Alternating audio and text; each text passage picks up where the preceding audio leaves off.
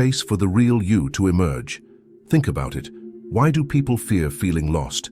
Because they associate it with lack, with uncertainty, with the absence of identity. But what if feeling lost is not a sign that something is wrong? What if it is the first step towards something greater? Consider the caterpillar. It does not simply grow wings and become a butterfly overnight. It must dissolve first.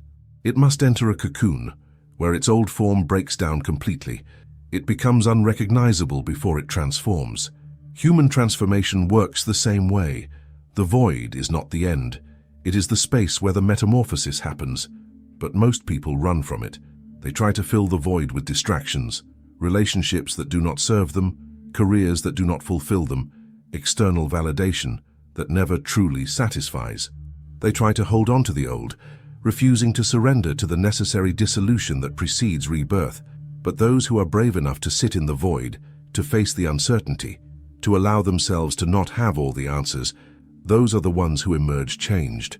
So if you feel lost, if you feel like everything you once believed about yourself is crumbling, take heart. You are not breaking down, you are breaking through. This is what Jung meant when he said, "Your visions will become clear only when you can look into your own heart. Who looks outside dreams, who looks inside awakens." You are awakening, and awakening is not comfortable. It is not easy. It does not come with a map or a step-by-step guide, but it does come with a promise that on the other side of this transformation is something more real than anything you have ever known. So what now? How do you move forward when you no longer recognize who you were, but have not yet fully stepped into who you are becoming? First, embrace the uncertainty. Do not rush to fill the void. Let yourself explore. Let yourself question. Let yourself sit with the unknown without fear. Second, follow your intuition. When the old ways of living no longer resonate, listen to the quiet voice inside you, the one that knows what you need before your rational mind catches up. Third, surround yourself with truth. Seek out books, mentors, conversations that challenge you to think differently, to see yourself more clearly, to embrace your potential. And finally, have patience with yourself. The journey to self-realization is not a straight path. How many of your struggles, your repeated patterns, your deepest frustrations, how many of them feel like fate? Like things that just happen to you no matter what you do?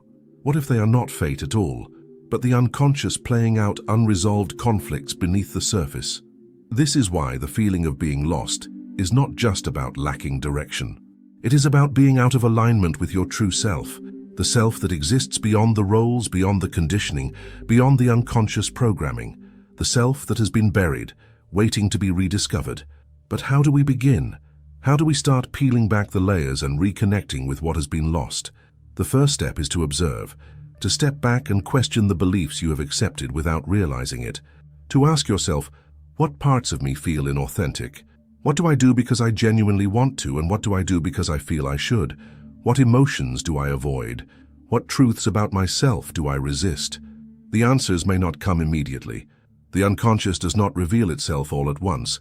It speaks in symbols, dreams, and patterns. But if you begin to pay attention, if you start questioning instead of just accepting, you will start to see the hidden forces at play. And here is something even more profound. The unconscious is not just a source of hidden fears and suppressed wounds. It is also a source of deep wisdom. It holds the key to your creativity, your intuition, your true potential. This is why the void is not just an absence, it is an opportunity.